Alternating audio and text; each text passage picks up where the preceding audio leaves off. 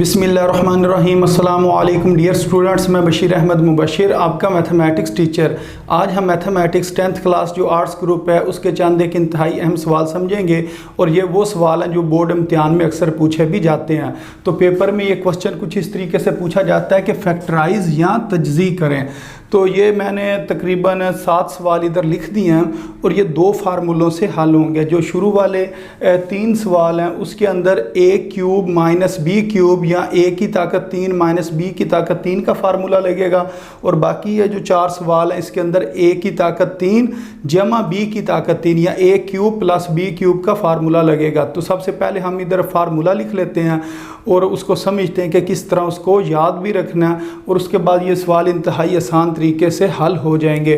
तो फार्मूला इधर मैं लिख देता हूँ। सबसे पहले ये आपने याद रखना है, अगर फार्मूला हो a cube minus B cube या a की ताकत 3 माइनस b की ताकत 3 या ताकत 3 को मकाब भी कहते हैं, a का मकाब माइनस b का मकाब, तो ये किसके बराबर होता है? तो सबसे पहले ऊपर से आपने 3 3 छुपा लेना है। अगर 3 3 छुपा लें तो बाकी पीछे क्या चीज़ बचेगी? a minus B. तो इसको आपने ब्रैकेट में लिख देना। a माइनस बी को आपने ब्रैकेट में लिखा, फिर आपने एक और ब्रैकेट बनानी है।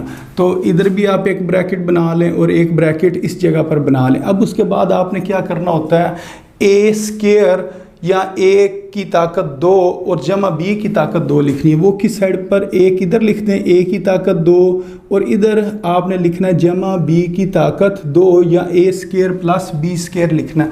और ये बात आपने याद रखनी है कि ये जो चीज़ है इस जगह पर ये जो अलामत है ये हमेशा जमा ही रहेगी, इसको आपने चेंज नहीं करना है, ये हमेशा जमा ही रहती है।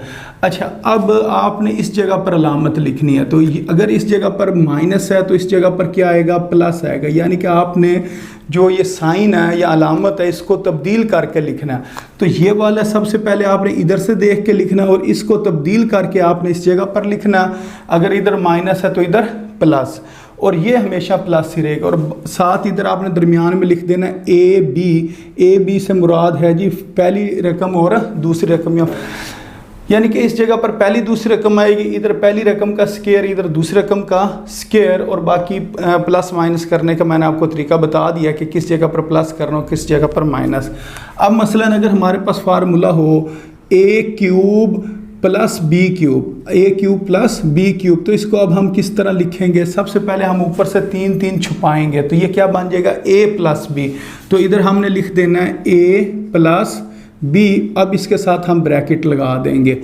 अच्छा, उसके बाद एक और हमें ब्रैकेट लगानी है और इधर हमने लिखना है फर्स्ट टर्म का स्क्वायर या पहली रकम का स्क्वायर, और इधर मैंने आपको बताया हमेशा प्लस ही आता है, इसको आपने माइनस कभी भी नहीं लिखना, यानी कि इस जगह पर आखिर में कभी भी आपने माइनस नहीं लिखना। अच्छा, अब ये चीज़ हमने देखनी है, अगर इस जगह पर प्लस है तो फिर इस जगह पर क्या आएगा? माइनस। ये वाला साइन चेंज करके लिखते हैं, इसको इधर से देख कर लिखना और फिर इसको देख कर इसको ऑपोजिट करना और इस जगह पर लिख देना। और इधर हमने लिख देना ए बी से मुराद ए से मुराद पहली रकम और बी से मुराद दूसरी रकम है। तो ये 2 फार्मूले इस्तेमाल होंगे इन तमाम सवालों में। पहले जो 3 सवाल है उसके अंदर ऊपर वाला फार्मूला, और आखिर वाले जो 4 सवाल है उसके अंदर ये दूसरा जो फार्मूला जो दूसरे नंबर पर मैंने लिखा है ये इस्तेमाल होगा।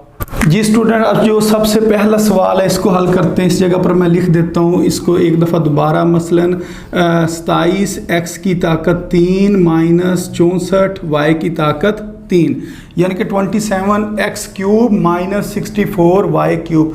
अब सबसे पहले आपने इसकी फॉर्म बनानी है a cube minus b cube वाली।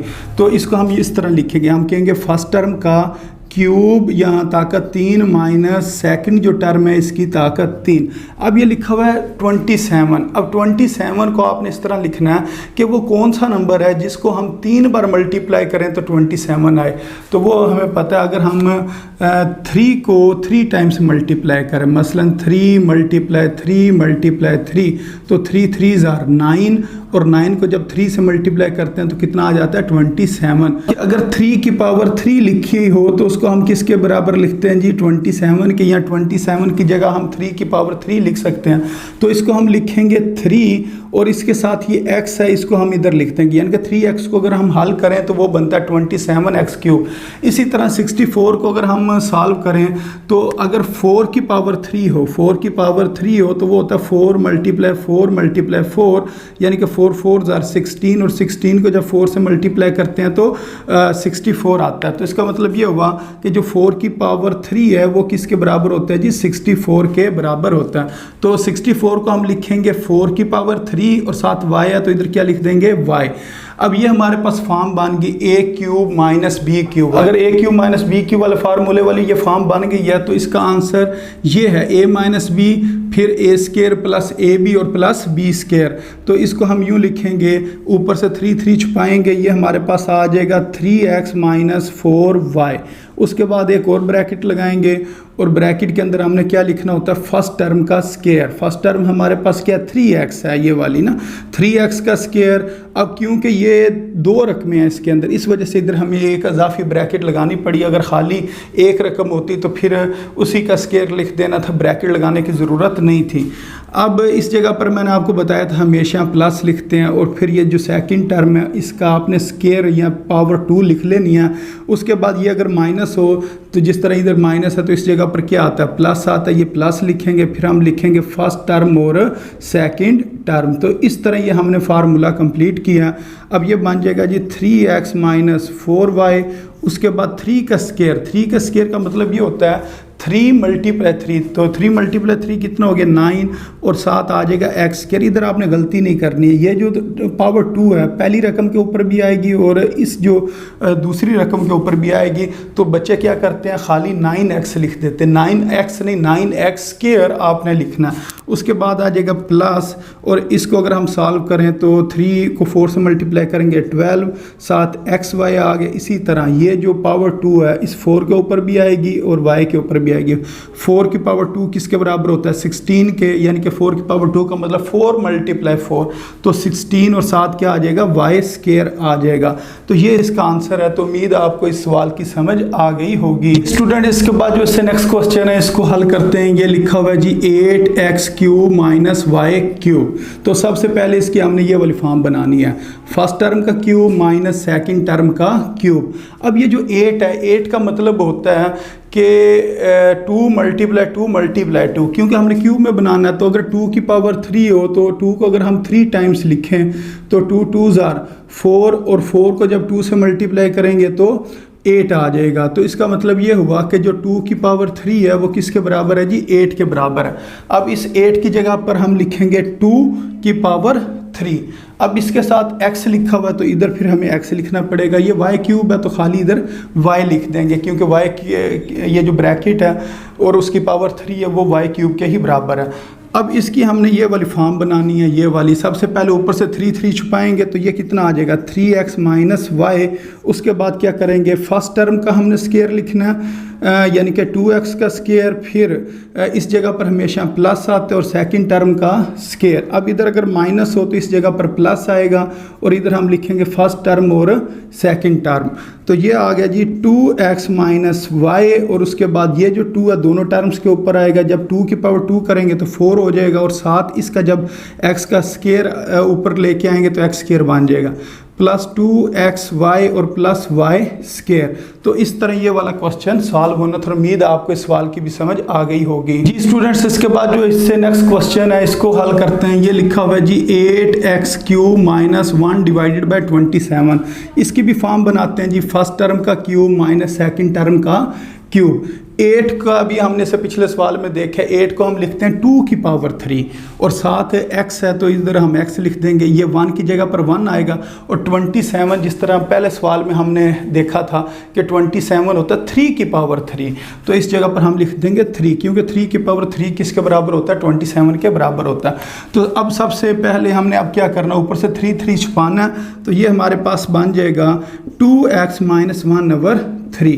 उसके बाद एक हमने ब्रैकेट लगानी है और ब्रैकेट में हमने क्या करना है, फर्स्ट टर्म का स्क्वायर यानी कि 2x का स्क्वायर प्लस, इधर हमेशा प्लस ही आता है, सेकंड टर्म का स्क्वायर। तो सेकंड टर्म हमारे पास क्या है, 1/3 है, तो इसका हमने स्क्वायर लिख लिया। अगर इधर माइनस हो तो इधर हम क्या लिखते हैं, प्लस, और ये लिखते हैं फर्स्ट टर्म और ये लिख देते हैं सेकंड टर्म। अब इसको सॉल्व करते हैं, ये आ जाएगा 2x - 1/3 और ये जो स्क्वायर है दोनों के ऊपर आएगा तो ये बन जाएगा 4x स्क्वायर और प्लस ये जो 2x है इसने 1 से मल्टीप्लाई होना है, तो 2x को जब 1 से मल्टीप्लाई करेंगे 2x आ जाएगा, नीचे आ जाएगा 3 प्लस 1/3 का मतलब 1 का स्क्वायर 1 और 3 का जब स्क्वायर करेंगे तो कितना हो जाएगा 9। तो इस तरह ये जो सवाल थे पहले 3 जो ऊपर वाले फार्मूले से हल होने थे वो हमने कर लिए हैं। तो उम्मीद है इन तीनों सवालों की आपको समझ भी आ गई होगी। जी स्टूडेंट, अब इसके बाद जो चौथे नंबर पर सवाल लिखा हुआ है इसको लिखते हैं। ये लिखा हुआ है जी x³ + 27। अब इसके ऊपर जो हमने फार्मूला बनाना है, फर्स्ट टर्म का क्यूब प्लस सेकंड टर्म का क्यूब, क्योंकि दरमियान में प्लस है इस वजह से इस जगह पर प्लस आएगा। अब x के क्यूब का मतलब है इसको हम खाली x और साथ ब्रैकेट लगाकर ऊपर क्यूब लिख लेंगे, और 27 को हमें पता है कि इसके वो बराबर होता है जी 3³ या 3 का क्यूब, तो इधर हम 3 लिख लेंगे। तो ये हमने फॉर्म बनाई। अगर अब हम देखें a³ + b³ वाला फार्मूला लगेगा, दूसरा फार्मूला लगेगा। अब हमने पहला फार्मूला इसके ऊपर अप्लाई नहीं करना, तो उसका मैंने आपको बताया ऊपर से 3 छुपाएं तो ये क्या हो जाएगा x + 3 और उसके बाद हम ब्रैकेट लगाएंगे, इधर लिखेंगे फर्स्ट टर्म का स्क्वायर और इधर हमेशा प्लस ही आता है और सेकंड टर्म का स्क्वायर और ब्रैकेट बंद कर दी। अगर इधर प्लस हो तो इधर क्या आता है माइनस, जिस तरह इधर देखें अगर इस जगह पर प्लस हो तो इस जगह पर क्या आता है माइनस, और लिखेंगे फर्स्ट टर्म और सेकंड टर्म।